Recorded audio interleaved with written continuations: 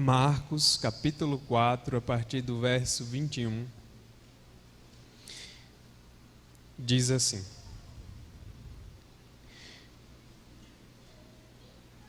Também lhes disse: Vem porventura a candeia para ser posta debaixo do alqueire ou da cama? Não vem antes para ser colocada no velador? Pois nada está oculto, senão para ser manifesto, e nada se faz escondido, senão para ser revelado. Se alguém tem ouvidos para ouvir, ouça. Então lhes disse: Atentai no que ouvis. Com a medida com que tiverdes medido, vos medirão também, e ainda se vos acrescentará. Pois ao que tem se lhe dará, e ao que não tem, até o que tem, lhe será tirado. Vamos ler também Lucas capítulo 8. É a mesma parábola, Lucas 8, verso 16.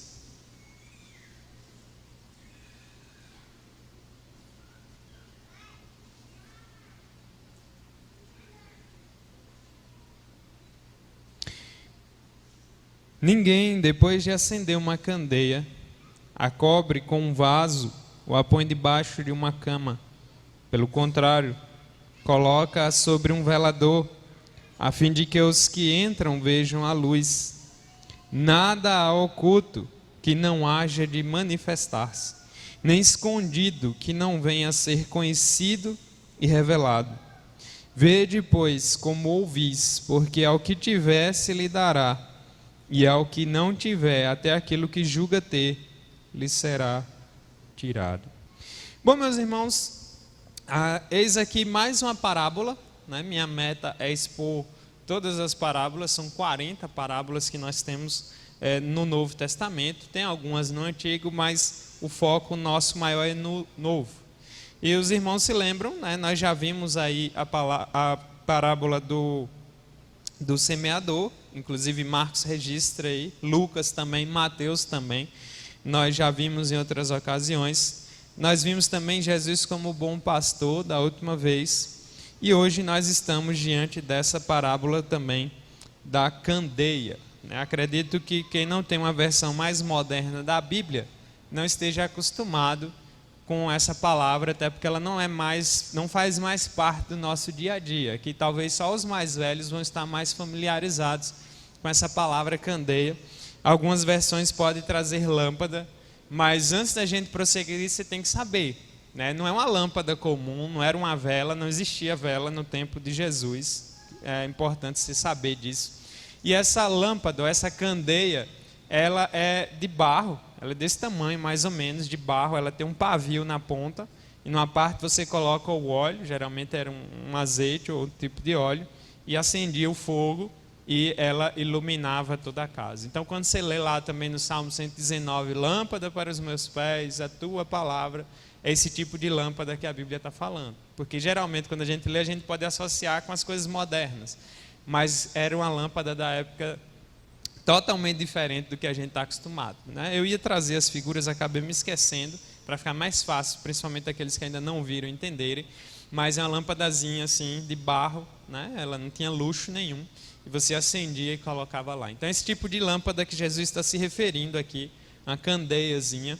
Muita gente aqui pegou uma época em que não tinha ainda luz elétrica na cidade, alguns aqui moraram em zona rural, sabem bem, embora as lâmpadas, né, modernas, os candinheiros modernos são bem diferentes do modelo ainda que Jesus está mencionando lá atrás, que era de barro, era um pouco mais rústico. Hoje você tem vários modelos, alguns hoje servem de enfeite, mas eram a luzinha da época que você utilizava à noite.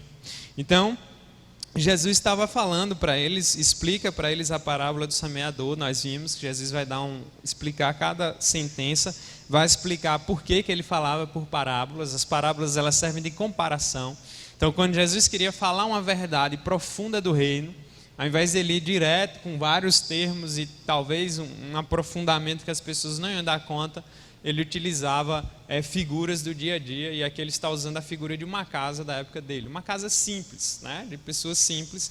Então ele vai utilizar essa figura da candeia aí na casa. Se você ler o verso 10, voltando um pouco, quando ele está explicando ainda outra parábola, ele diz assim: quando Jesus ficou só, os que estavam junto dele com os 12 o interrogaram a respeito das parábolas. Ele lhes respondeu: a vós outros vos é dado conhecer o mistério do reino de Deus, mas aos de fora tudo se ensina por meio de parábolas, para que vendo vejam e não percebam, e ouvindo ouçam e não entendam, para que não venham a converter-se e haja perdão para eles. Até aqui por enquanto. Essa passagem é bem dura, bem difícil inclusive, mas nós devemos lembrar que a salvação pertence ao Senhor. E quando se diz que a salvação pertence ao Senhor, Ele salva quem Ele quer, Ele abre o entendimento de quem Ele quer, Ele se revela a quem Ele quer, e Deus é soberano, e Deus tem vontade própria, e como Ele diz em outras sentenças das Escrituras, terei misericórdia de quem eu quiser ter misericórdia. Então isso não nos pertence. Nós só temos que dar graças por termos tido o privilégio de ter essas verdades reveladas a nós, mas esse critério só pertence ao Senhor. Não sabemos por que eu ou porque você, não sei. Também o que me interessa é estar e agradecer a Deus por isso. Mas são os grandes mistérios. Então Jesus explica o que ele fala por parábolas. As profecias já diziam que ele ia falar dessa forma. E aí então Jesus explica para eles. Eles não entenderam, os discípulos também, assim como nós às vezes podemos ler por alto também e não entender, até porque às vezes demanda entender um pouco do contexto, como era a casa no tempo e cada detalhezinho. E Jesus vai dizendo que alguns iam ouvir e não iam entender, e ele disse que alguns é para que não viessem a se converter e haja perdão para eles. A outros Jesus deu o privilégio de entender a sua palavra. Então é por isso que nós precisamos sempre orar e pedir a Deus que o Espírito Santo nos guie sempre na leitura das Escrituras, no estudo das Escrituras, porque sem a iluminação do Espírito nós não somos capazes de discernir as verdades espirituais. Você pode até conhecer bem detalhes da Bíblia, da teologia, da geografia, saber os livros, decorar algumas coisas, mas isso não é o suficiente. É necessária essa graça, essa ação de Deus na compreensão da sua palavra. E Deus é muito sábio, Ele já fez a coisa de um jeito para que homem nenhum monopolizasse ali a verdade dele, ou seja, exclusiva dele. Deus dá o entendimento a quem Ele quer. Deus nos manda pregar a todos. E quem tiver que ouvir, vai ouvir. Quem tiver que crer, vai crer. Quem tiver que se arrepender, vai se arrepender. E toda a glória pertence somente ao Senhor. Então Jesus explica as suas motivações. Aí Ele vai explicar para eles a parábola do semeador. E aí no verso 21... tem esse acréscimo aí no Evangelho de Marcos, dizendo também lhes disse, ou seja, juntamente com aquela explicação, Jesus falou mais coisa. E Jesus está falando da questão da palavra. E aí vem porventura, verso 21, vem porventura a candeia para ser posta debaixo do alqueire ou da cama? Se a gente não está acostumado com a palavra candeia, imagine alqueire. Embora o alqueire é utilizado hoje como uma unidade de medida. Quem é de roça, trabalha com roça, com propriedade, talvez tenha uma noção do que seja um alqueire. Mas aqui é um cesto. Era um cesto da época de Jesus, ele pode ser feito de madeira. E é aquele cesto que era colocado no lado dos animais. Então você tinha um animal de carga, você ia colocar 2 cestos grandes do lado para colocar as coisas dentro, para carregar grãos, para carregar, enfim, alimento, qualquer outra coisa. Então o alqueire também se torna uma medida, porque se tornou um padrão. Então, na hora de negociar, eles já iam utilizar o alqueire como uma X quantidade de grãos ou de qualquer outra coisa. Então, quando Jesus fala, se você pega uma candeia ou você pega uma lâmpada e coloca debaixo de um alqueire ou da cama, seria um cesto ou debaixo da cama, Jesus está usando um exemplo um pouco radical aqui, porque não faz sentido nenhum você acender uma luz e botar um cesto grande por cima. Você não vai ver a luz depois, vai ficar tudo escuro. Não vai servir para nada se você coloca a luz escondida ou até debaixo da cama. Então, ele está fazendo perguntas, Vem porventura a candeia para ser posta debaixo do alqueire ou da cama? Não vem antes para ser colocada no velador? O que era o velador? É onde você colocava a candeiazinha, a lâmpadazinha na parte mais alta. Tinha um gancho, pendurava ali em cima e aí iluminava a casa toda. É uma invenção antiga, hoje por isso que nós colocamos as lâmpadas no teto, para que a iluminação se espalhe o máximo possível no ambiente. Então, desde a época de Jesus já tinha aí era a tecnologia da época, vamos dizer assim, e Jesus está usando esse exemplo para mostrar o quanto é absurdo você esconder a lâmpada ou debaixo de um cesto ou debaixo da cama, porque aí não vai servir. Uma lâmpada escondida não serve para nada. Uma lâmpada que não ilumina é inútil, ela perde completamente sua função. E por isso Jesus está usando como exemplo. Aí o verso 22 ele diz: pois nada está oculto senão para ser manifesto, e nada se faz escondido senão para ser revelado. Então quando a gente olha aí, Jesus vai usar essa figura da candeia, e ele usa em outras passagens das Escrituras, como a gente viu lá em Lucas, como se fosse a luz da verdade. A grosso modo, a luz da verdade que tem que iluminar a todos os homens, que tem que ser exposta a todos os homens. Então Jesus, a sua verdade, o seu evangelho, a sua palavra não foi feita para ser escondida. Nós temos hoje centenas de religiões no mundo, no nosso país e no nosso estado, e algumas são místicas, você tem que fazer um ritual, é uma coisa escondida, só conhece quem faz uma iniciação, só conhece quem faz determinados rituais e determinadas coisas para ter acesso àquele conhecimento. E aí quando a gente olha para as coisas de Deus, elas são feitas para serem expostas, para serem reveladas. Nós estamos numa época em que, e sempre foi assim na verdade, o mundo quer nos calar. Cada vez mais nós cristãos somos bem atacados na mídia, somos ridicularizados, e quando a gente vai para o debate público, as pessoas dizem: não serve o seu argumento porque você está usando um argumento religioso. E cada vez mais o mundo é assim, ou ele persegue a ponto de prender e matar um cristão, ou então ele tenta calar um cristão. E como isso é feito no nosso país, quando a gente vai para o debate, geralmente nós somos atacados, e a pessoa diz: olha, deixa a sua fé para você usar lá na sua casa e na sua igreja, mas aqui no trabalho, na faculdade, não. É uma tentativa de censura, e nós não podemos nos calar de jeito nenhum. E não podemos nos calar mesmo que isso custe nossa reputação, ou que sejamos atacados, ou que sejamos criticados. A ideia de Jesus aqui é que a luz brilhe, é que a luz se manifeste, e ela vai incomodar, e ela vai levantar inimigos, ela vai trazer problemas, mas é um privilégio sofrer por Cristo, ser perseguido por Cristo. O que nós não podemos negociar é a verdade, o que nós não podemos deixar de manifestar a esse mundo é a luz gloriosa do Evangelho de Cristo, que tem que brilhar para todos os homens. A Bíblia descreve o mundo como um mundo em trevas. Então, Jesus vai usando aí essa figura, da candeia que vem. Ela não é para ser escondida, não é para ser colocada debaixo do cesto, não é para ser colocada debaixo da cama, mas é para ser colocada no velador e brilhar e todo mundo ver.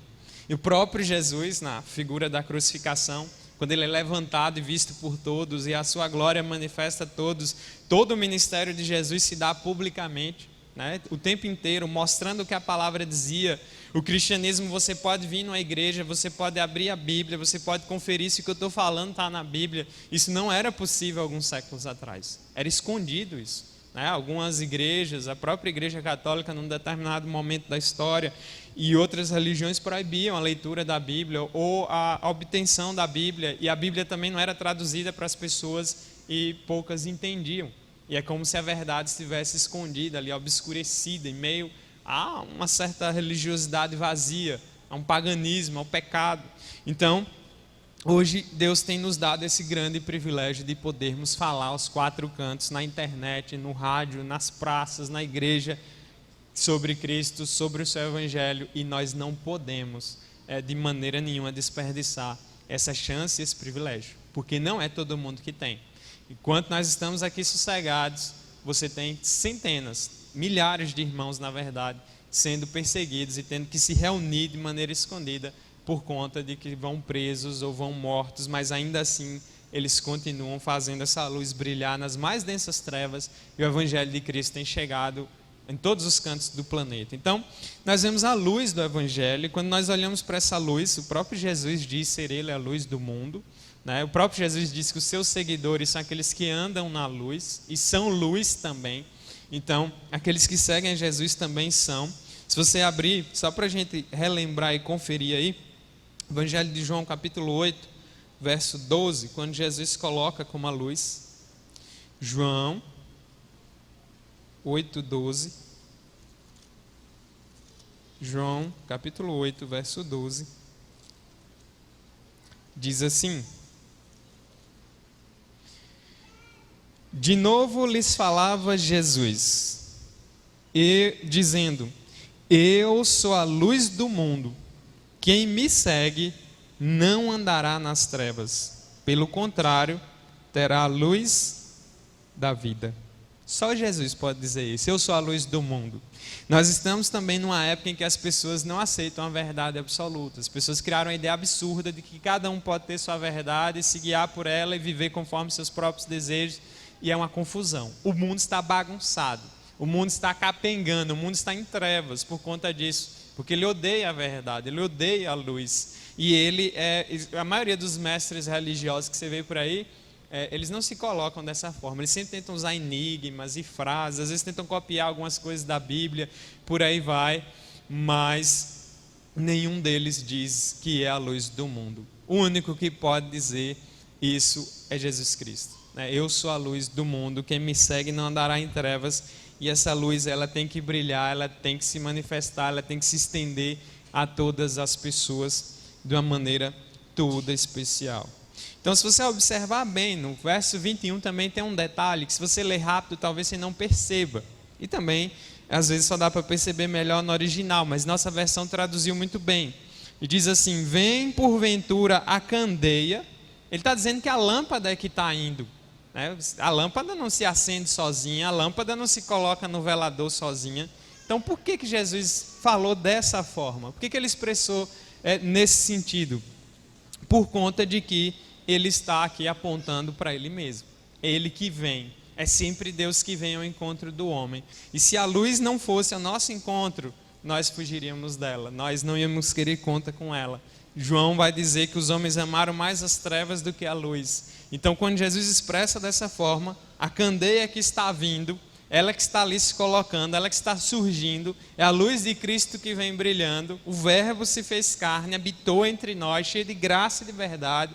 E é Jesus que vem até os pecadores. Nós, por natureza, não gostamos das coisas de Deus, não gostamos da palavra de Deus, não gostamos daquilo que agrada a Deus. E é por isso que se Cristo não viesse, se Cristo não tivesse nos amado primeiro, se a luz não tivesse resplandecido em meio às trevas, a gente ia permanecer em completa ignorância, completa cegueira, mortos espiritualmente. E quando Jesus fala isso, de uma certa forma, ele também está apontando para a sua divindade, ele é Deus também. No Antigo Testamento, a figura da lâmpada só era utilizada para Deus. Então, quando Jesus se coloca com uma candeia que vem, a luz do mundo, ele está dizendo também: eu sou Deus. O Pai é luz, eu também sou luz, e a minha luz brilha, a minha luz é eterna e poderosa. E só para você ter um exemplo, abre lá em 2 Samuel, capítulo 22. Deixa Marcos marcado aí. 2 Samuel, capítulo 22, versículo 29. Diz assim a palavra do Senhor. Aqui é um cântico de Davi de ações de graças. E aí o verso 29 do 22 de 2 Samuel diz: Tu, Senhor, és a minha lâmpada. O Senhor derrama luz nas minhas trevas. Então o Senhor é a minha lâmpada. E aí lá no Novo Testamento agora, nós vemos o próprio Jesus se colocando como a luz do mundo. E nós vemos Jesus apontando para essa luz. Então, obviamente, Jesus está usando ali um símbolo para se referir a Ele mesmo, a sua verdade, a sua palavra, a luz do Evangelho que deve brilhar. E aí então, segue lá em Marcos, verso 22, aí Jesus continua dizendo: pois nada está oculto, senão para ser manifesto, e nada se faz escondido, senão para ser revelado. Jesus está aqui deixando claro a importância e a revelação. Em vários momentos Jesus foi trazendo as verdades progressivamente e foi ampliando o entendimento da palavra. Jesus vai passar um tempo ensinando a palavra.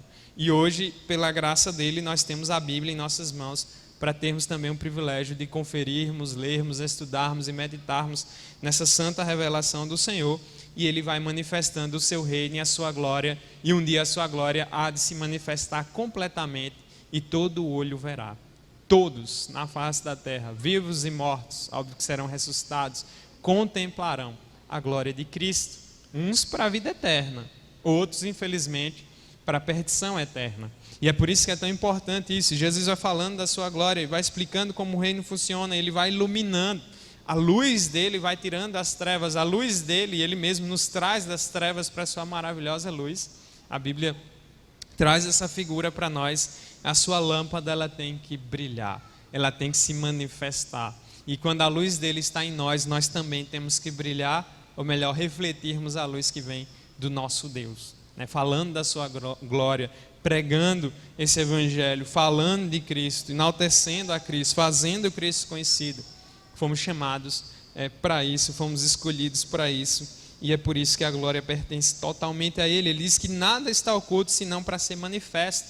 Um dia todas as coisas vão de ser revelada. Deus preza pela verdade, e a verdade não está oculta. Jesus também se referiu a Ele mesmo: eu sou o caminho, a verdade e a vida, e ninguém vai ao Pai senão por Ele. Então, o único caminho. Eu não estou falando aqui que é uma opção para você, não estou falando que Jesus é mais um no mercado religioso. Jesus é a única saída, Jesus é o único Salvador, Jesus é o único caminho, Jesus é o único que é a luz do mundo, Jesus é o único que pode nos arrancar das trevas para a luz. Então, não há meio termo.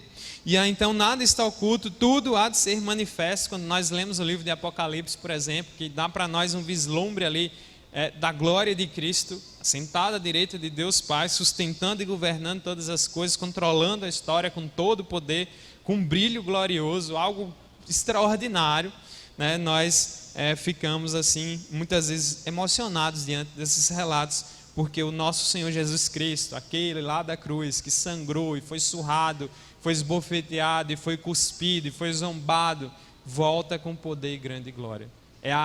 Vamos dizer, o ápice da revelação é a volta do Senhor Jesus Cristo, e todo olho o verá.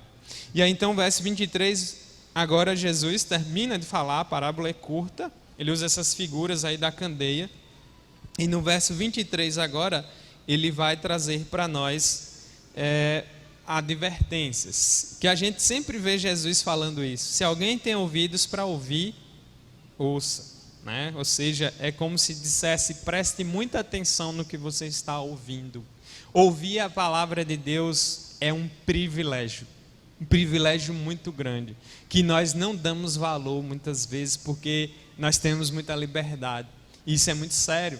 Então, quando nós olhamos para essa expressão, que é uma expressão de trazer você mais, presta atenção no que você está ouvindo, leve a sério o que você está ouvindo, leve a sério o que é pregado do púlpito, leve a sério aquilo que é trazido pela palavra. E nós estamos hoje fazendo parte de uma geração que não, vamos dizer assim, não demora muito tempo prestando atenção das coisas, que não para meditar, que não para ouvir, que quer tudo rápido, tudo instantâneo, tudo pronto, tudo mastigado. E nós somos uma das gerações, me permitam usar essa expressão, mais burras talvez dos últimos 1000 anos, ou dos últimos 2000 anos. Temos todas as ferramentas nas mãos, mas produzimos muito pouco, pensamos muito pouco, nos achamos muito espertos, mas somos na verdade tolos, e principalmente com relação às verdades espirituais, que são as principais. Então, se tem ouvidos, ouça. Quando você vem ouvir a palavra de Deus, é um privilégio, porque nesse mesmo momento, irmãos de outros países não podem fazer o que nós estamos fazendo. Não tem uma constituição, uma lei que garanta para eles a defesa da liberdade de culto e de expressão. E nós temos esse privilégio. Ouvir a palavra é um privilégio. Você vir à igreja para ouvir é um privilégio. Alguém pregar para você é um privilégio. E a palavra de Deus é o maior de todos os privilégios. Porque Deus está te dando um recado antes que você parta daqui sem Ele. Deus está advertindo você, chamando você a atenção, lembrando a você quem Ele é, se revelando, trazendo para você essas verdades que talvez você viva a sua vida diária, falando de Deus da boca para fora, com a vida completamente bagunçada em trevas, completamente carente desse Deus. E apesar de você virar as costas para Ele, Ele ainda vai até você e diz: ei, presta atenção, porque eu estou falando com você. Presta atenção, porque essa é a minha palavra. Não há esperança para você sem ela, e você sem ela está completamente perdido. É um privilégio. E você vai entender bem a importância disso quando você der o último suspiro, quando seu coração der a última batida, ou quando o Senhor voltar com poder e glória. Você vai entender bem, porque esse é o maior tesouro que temos nas mãos. Porque é importante, quem tem ouvidos ouça, preste atenção. Por isso que a gente sempre fala, às vezes a gente acostuma a vir o culto de todo jeito, ouvir a palavra de todo jeito, não oramos, não meditamos, não nos preparamos, não entendemos a importância daquilo que é feito. E muitas vezes a gente vem para a igreja já de uma maneira mecânica, a gente já acostumou bater ponto, domingo, terça, quinta, já segue o calendário. Não estou dizendo que você não deva vir à igreja, mas você deve entender a importância do que é que você está fazendo aqui, por que você está aqui, e principalmente aos domingos, porque tem gente que já acostumou, né? Já está ali aquela rotina já religiosa e ouve descompromissadamente. Ouve, às vezes entra aqui, sai por aqui. E eu já falei, talvez um bom número, se eu perguntar no outro domingo que eu preguei neste, uma galera boa já esqueceu. E às vezes eu faço esse teste lá na juventude. A gente tem uma aula no domingo, na outro domingo, zerou, apagou a mente. Zerou tudo. Ou seja, como estamos ouvindo, né? Como é que a coisa está entrando na nossa mente? Nós temos prestado atenção. E aqui há vários meses você prestar mais atenção na palavra. Talvez se você tiver dificuldade de manter a atenção, você pode, sei lá, ir anotando, escrevendo versículos, algo que chamou a atenção. Enfim, é a palavra de Deus. Ela não é a palavra de qualquer um, não é a palavra do presidente, não é a palavra do ministro do Supremo, não é a palavra do presidente dos Estados Unidos, é a palavra do Criador dos céus e da terra. É a palavra daquele que deu o seu único filho para morrer no nosso lugar. É a única palavra que tem poder para salvar. É a única palavra que exalta a glória de Deus. Então, é um pecado grave negligenciar a palavra, ouvir a palavra de Deus, buscar a palavra de Deus. Por isso que Jesus está dizendo, se alguém tem ouvidos para ouvir, ouça. Ele está num contexto que ele está explicando justamente a verdade do Evangelho, a luz do Evangelho brilhando diante dos homens. Então, quem tem ouvidos para ouvir, ouça. Fique esperto, presta atenção. Ore a Deus para que você tenha mais atenção. Fique ligado naquilo que é dito, porque aquilo que está sendo dito aqui não vem de mim, vem da palavra de Deus. Eu sou um mero transmissor. Então, você tem que saber, você tem que dar valor a isso, você tem que amar isso, porque talvez virão dias em que não vai ser tão fácil poder vir à igreja quanto é hoje.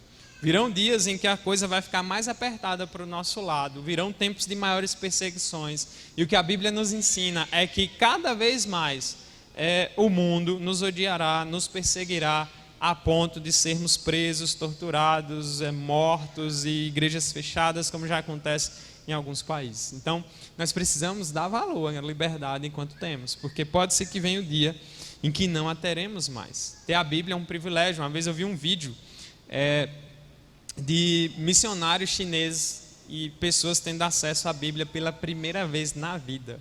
Ou seja, até então eles só tinham a Bíblia, muitas vezes pessoas escreviam a Bíblia num caderno e mandavam para eles. Vários manuscritos vindo de vários países. Na época que eu morei em São Paulo, a universidade que eu estudava também participava desse projeto. Várias pessoas copiavam capítulos, até copiar a Bíblia toda e mandar para esses países, porque se você mandasse um exemplar da Bíblia não ia entrar. Eles choravam de alegria por ter uma Bíblia nas mãos. Choravam de alegria. E muitos também de poder ouvir a palavra com liberdade, de poder sentar no banco e ouvir, com ar-condicionado ainda, com som, com toda a disposição da tecnologia que se precisa para isso. E a gente muitas vezes faz de conta que é uma mera obrigação.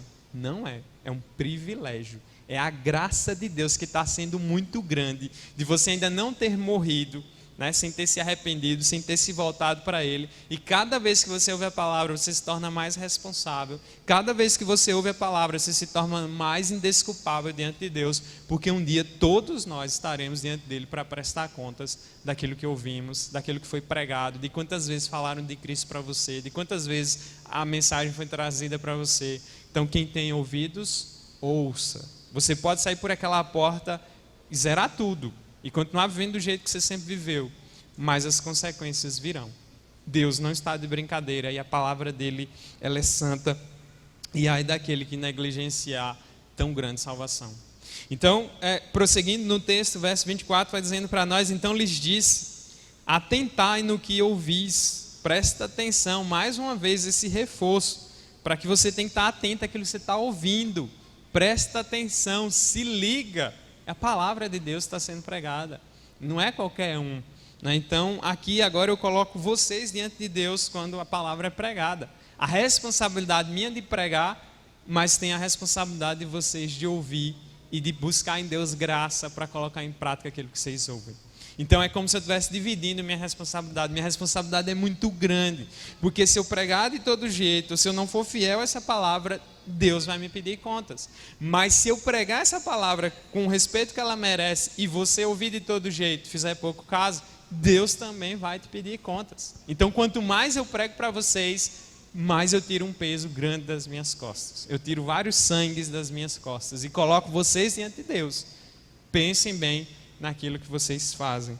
Então, muitas vezes nós passamos horas e horas ouvindo nossas músicas favoritas, nossas séries favoritas ou qualquer outras conversas bestas que muitas vezes nos rodeiam no dia a dia, mas quando se trata da palavra de Deus, dá canseira, dá sono, a gente viaja, pensa no que vai fazer amanhã, pensa no que vai fazer depois que sair daqui, pensa nos próximos, enfim, a gente deixa a palavra lá no fim do fim, né? E isso é um pecado.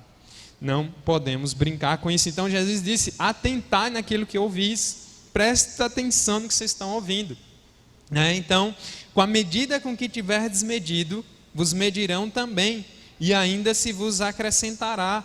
Interessante essa advertência de Jesus. Ele está usando ainda a mesma expressão de medida, né? O alqueire servia como uma medida, e aqui é como se o padrão que você cria, o padrão que você mede os outros, é o mesmo padrão que você também vai ser julgado.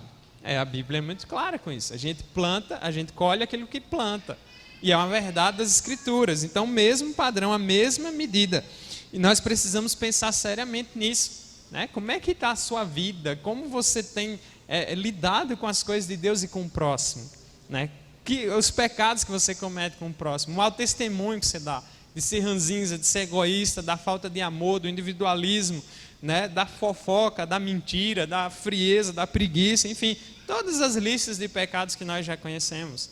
E quanto mais baixo o seu padrão, maior a cobrança, e principalmente quando você olha para os outros. É importante isso. Nós somos bons críticos dos outros, mas nós somos péssimos em criticar a nós mesmos, em julgar a nós mesmos. Então, assim, a Bíblia nos ensina a julgar, mas julgar corretamente. Jesus, é claro, lá no Sermão do Monte, a importância de antes de você tirar o cisco do olho do outro, você tem que tirar a trave do seu olho. Então, a gente sempre precisa olhar para nós primeiro. O padrão tem que ser alto para nós primeiro. Nós devemos buscar viver esse padrão. E quanto mais elevado, quanto melhor, vamos dizer assim, você vai ser medido por ele também. Então, diante de Deus, diante da justiça divina, por isso que Jesus diz: presta atenção no que você está ouvindo, porque com a mesma medida que você tiver medido, vos medirão também. Vai servir para você também. O jeito que você trata o outro, o jeito que você fala com o outro, o jeito como você se expressa com o outro, aquilo que você faz com as coisas de Deus, a maneira como você se comporta, o testemunho que você dá, esse padrão, a reguinha está lá à medida, e você muitas vezes aponta mais para o outro, olha mais para o outro, critica mais o outro e esquece de olhar para o seu próprio nariz. Então preste atenção na seriedade do padrão alto, da medida que a palavra vai nos trazendo. Então, o verso 25, ele vai dizendo: pois ao que tem se lhe dará, e ao que não tem, até o que tem lhe será tirado. É outra expressão que Jesus repete em outras das suas pregações, né? Quem tem se lhe dará, e aqui é uma espécie de poupança espiritual. Quanto mais você busca a palavra de Deus, quanto mais você se enche da palavra de Deus, mais vai sendo acrescentado. Há um progresso, há um crescimento, a perseverança dos santos. O crente é aquele que ele vai buscar sempre crescer, amadurecer e conhecer mais. E quanto mais você se esforça por conhecer mais e aprender mais da palavra de Deus, mais Deus te dá a graça de ter mais e conhecer mais. E, obviamente, mais é acrescentado. E é uma coisa boa, né? Então, por isso que aqui envolve a questão da palavra sendo levada, mas envolve a responsabilidade nossa diante da palavra ouvida. E quanto mais você busca, mais você cresce. Isso é importante, né? De conhecer a palavra, estudar a palavra, entender o básico da palavra, o que é o Evangelho, quem é Cristo, quem é o nosso Deus, né? O que é a salvação, as doutrinas profundas, as verdades, enfim, manusear bem a Bíblia. Precisamos crescer mais e mais, e cada vez mais isso vai sendo acrescentado, cada vez mais isso vai sendo colocado. E ao mesmo tempo Jesus diz: mas o que não tem, o que tem vai ser tirado. Aí você pode pensar: mas isso parece muito injusto, porque se o cara já não tem, né, até o que tem vai ser tirado. Ou seja, quando você deixa a palavra de lado, né, quando você deixa as coisas de Deus de lado, deixa Deus de lado, você perde tudo, né? Da mesma forma que se você busca Deus, se compromete com a palavra de Deus, mais se lhe acrescentará, também o contrário vai ser o que vai acontecer. Então, até o que não tem. Porque assim, há pessoas, se você lembrar do Evangelho de Lucas, Lucas coloca uma expressão interessante que clareia mais para nós. Abre lá Lucas 8. Lucas 8,16. É a mesma parábola, mas Lucas nos dá alguns detalhes aqui interessantes. Lucas 8,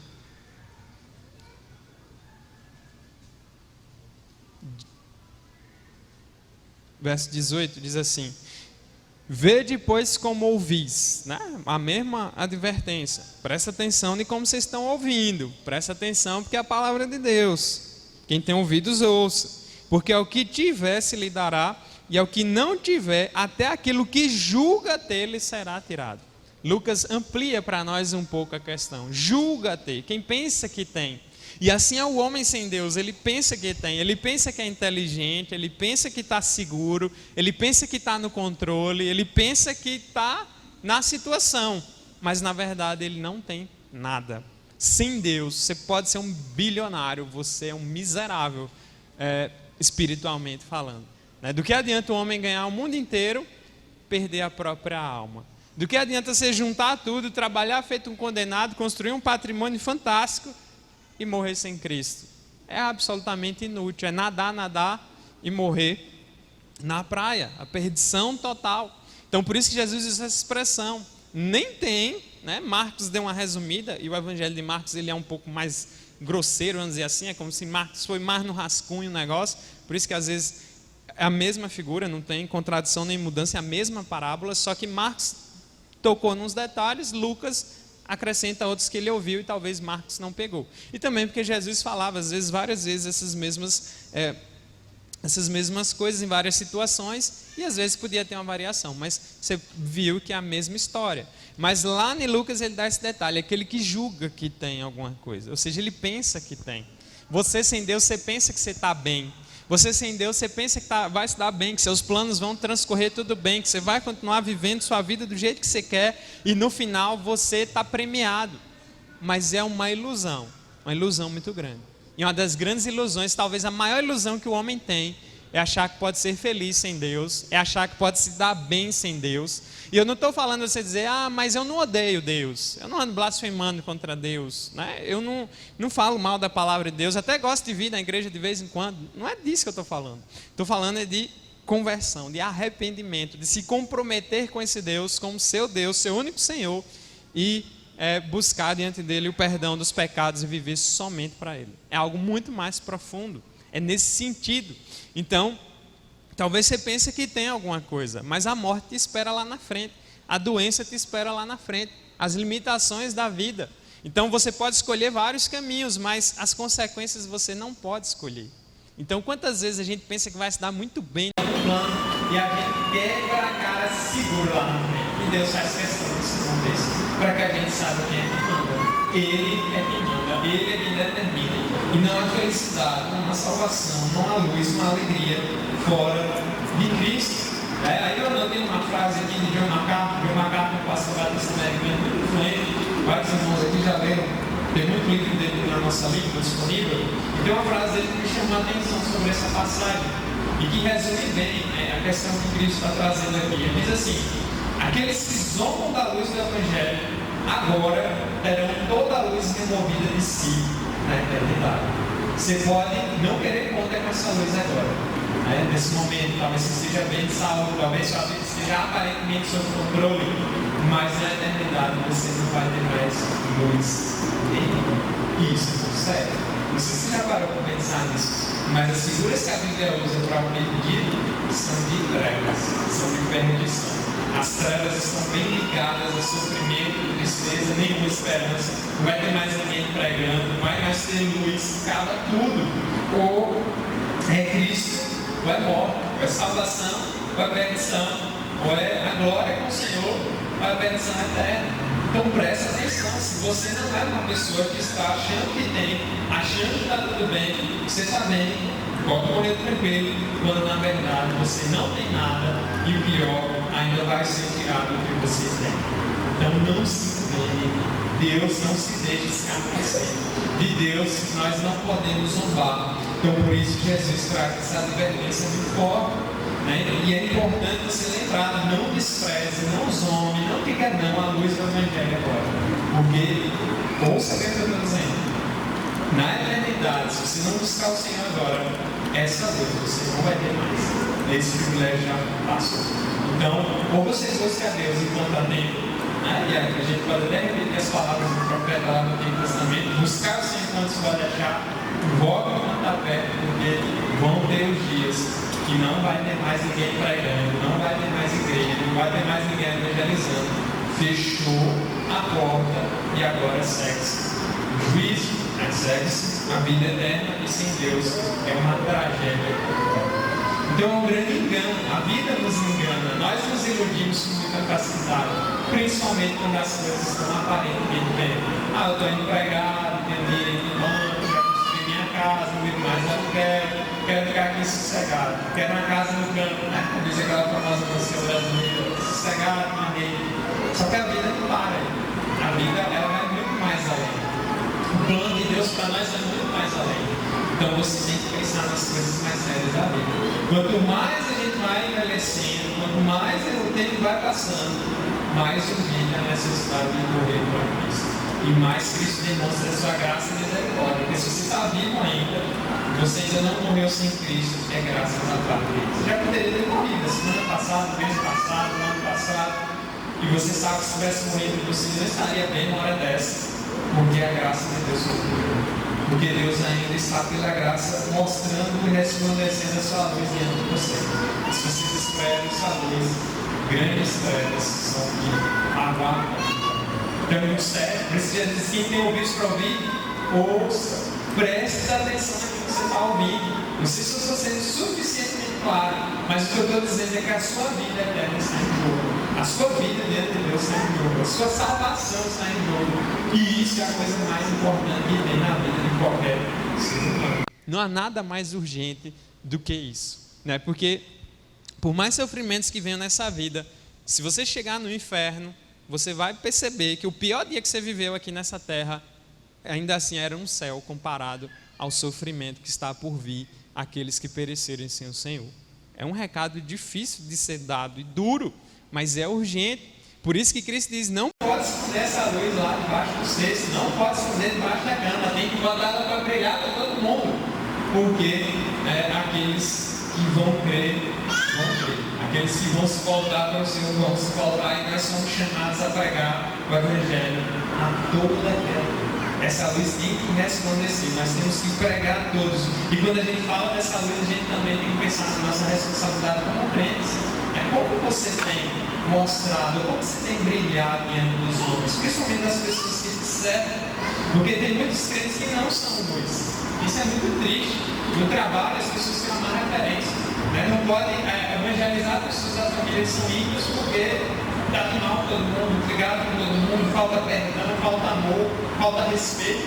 E aí, muitas vezes, você é a única pessoa da família que é crente, poderia ser uma referência, uma luz para todos aqueles que estão ao redor, mas você escondeu a luz debaixo do cesto. Fazendo uma aplicação bem prática, bem direta mesmo, no trabalho talvez, né? Como eu vi o resultado de um soldado, e relato, tem um comentário bíblico, falando que o cara perguntou: como é ser cristão no exército? Ele: não teve problema nenhum, foi muito fácil. O cara está errado, porque a vida cristã é difícil e é dura. Mas aí ele disse: o que foi que você fez? Eu não disse a ninguém que eu era cristão. Então imagina, seria cômico se não fosse trágico. Tem muito crente que é assim, né? Como é que eles escapam da universidade? Basta ficar ninja, sou ninja, quem sabe que eu sou cristão. No trabalho, muito menos, não quero que ninguém zombe, me critica, diga qualquer coisa, eu fico na minha, fico na dele, tudo bem. É um pecado nos omitir quando o nosso Deus nos manda falar, nos manda pregar, nos manda mostrar a luz a todo tempo, né? Seja pregando, seja vivendo, seja através da internet, seja onde, que área Deus te coloque, nós somos chamados para colocar essa luz lá no velador, para que todos os homens vejam. Alguns vão fugir da luz, que é natural, mas outros vão correr para a luz, né? Igual esses besourinhos da luz que incomodam tanto nossa vida em algumas épocas, são bem atraídos pela luz, eles morrem sendo atraídos por aquela luz, né? Nós devemos sempre ser como eles no sentido espiritual, de corrermos para a luz, buscarmos a luz do Senhor, porque Cristo é a única luz que temos, a luz do mundo, aquele que ilumina todas as trevas, e nós estaremos diante dele no final. Então, quando nós olhamos aí a parábola, se vê o quanto ela é profunda, e o quanto Jesus diz: quem tem ouvidos para ouvir, ouça, presta atenção, lembra bem, se possível, anote, marque e clame a Deus para que isso entre com mais profundidade em seu coração, porque é muito sério, né? Virão os dias em que não vai ter luz mais não, a luz será apagada para alguns. Então isso é muito triste, por isso que a vida cristã é muito séria. Então, só para você saber o que vai acontecer com mais nitidez no futuro, abre Apocalipse, capítulo 20. No verso 11. Aí é o grande dia onde todos estarão diante do trono do soberano Deus. Aqui não vai ter como você comprar o juiz, não vai ter como você pagar um bom advogado. Se o seu advogado nesse dia não for Cristo, você estará completamente perdido. E aí o verso 11 do capítulo 20 de Apocalipse diz assim: eu vi um grande trono branco, e aquele que nele se assenta, em cuja presença fugiram a terra e o céu, e não se achou lugar para eles. Vi também os mortos, os grandes e os pequenos, postos em pé diante do trono.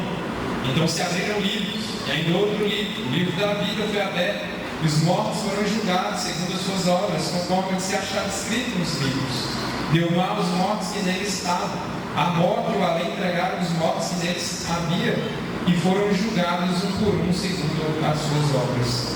Então a morte e o inferno foram lançados para dentro do lago de fogo. Essa é a segunda morte, o lago de fogo. E se alguém não foi achado inscrito no livro da vida, esse foi lançado para dentro do lago de fogo. A Bíblia não tem meio termo. Ou é com Cristo, ou é sem Cristo. Ou você está salvo, ou você está perdido. Não tem como ficar mais ou menos salvo, ou mais ou menos perdido. Só tem dois caminhos. Só tem uma saída, inclusive, que é Cristo. Então, como o seu amigo Hernandes se fala, o caminho da vida é uma reta para todo mundo. Mas quando chegar o dia da morte, o caminho vai bifurcar. Uns para a vida eterna vão para um lado, outros para a perdição eterna vão para o outro lado. Então Deus não passa a mão na cabeça do ninguém. Deus é justo, julgará segundo as nossas obras, e obviamente as nossas obras por si não podem nos salvar, mas somente aquele que Cristo fez por nós. É a conta dele, é pela intercessão dele que nós podemos ter acesso a Deus. Novamente, quando rejeita a luz do Evangelho, só para fechar ainda a seriedade, 2 Tessalonicenses, capítulo 1, verso 7, diz assim: quando do céu se manifestar o Senhor Jesus com os anjos do seu poder, em chama de fogo, tomando vingança contra os que não conhecem a Deus e contra os que não obedecem ao Evangelho de nosso Senhor Jesus. Estes sofrerão penalidade de eterna destruição, banidos da face do Senhor e da glória do seu poder. Não é brincadeira, meus caros, o Evangelho é sério. Quem tem ouvidos, ouça. A luz está brilhando, resplandecendo, há esperança, há saída, corra para Cristo o quanto antes. Porque se você partir sem Ele, eu vou lhe dizer, vou relembrar, você estará fatalmente perdido. Não haverá mais esperança depois, né? Não tem purgatório, não tem reencarnação, só existe, aos homens está ordenado, morrerão uma só vez e disso depois virá o juízo, está lá em Hebreus. Então, precisamos pensar na seriedade, por isso que Jesus lembra disso, presta atenção no que houve, fiquem atentos, né? Vejam como vocês medem os outros. Então, precisamos estar atentos a essa verdade, precisamos lembrar disso, e como crentes precisamos priorizar missões, a pregação e também brilhar em nossas vidas. Então, se você não é crente, corra para a luz, se arrependa dos seus pecados, e Cristo, que é a luz do mundo, fará experimentar o que só Ele pode fazer, que é a alegria da salvação, a paz com Deus e a vida eterna. E aos que já são crentes, só para reforçar, se você abrir Mateus capítulo 5, lá no Sermão do Monte, versículo 15, Jesus está usando essa mesma figura, repetindo essas mesmas verdades e nos ordenando a sermos luz, no trabalho, na escola, na faculdade, na família, na vizinhança, nós somos chamados para sermos luz. E aí o capítulo 5, verso 14 de Mateus diz: vós sois a luz do mundo. Não se pode esconder a cidade edificada sobre um monte, nem se acende uma candeia, ó, a mesma figura aí, para colocá-la debaixo do alqueire, mas no velador, e alumia a todos os que se encontram na casa. Assim brilhe também, uma ordem, a vossa luz diante dos homens, para que vejam as vossas boas obras e glorifiquem a vosso Pai que está nos céus. Se você não tem dado um bom testemunho, se você não tem demonstrado quem é esse Deus na sua vida, as pessoas que te cercam, você tem pecado e precisa se arrepender. Então é muito sério, meus irmãos, o nosso Deus é luz, nos chama para sermos luz, e é na luz dele que nós podemos enxergar a verdade. Jesus é a única verdade, Jesus é a única saída, e o seu evangelho é a única luz que temos nesse mundo em trevas que seguem para a perdição. Por isso, busque ao Senhor enquanto é tempo, corra para a luz do Senhor enquanto é tempo, arrependa-se, e ele tem poder para te arrancar das trevas, te fazer experimentar a maravilhosa luz do Senhor. Que ele nos abençoe e aplique a sua palavra em nossos corações nessa noite.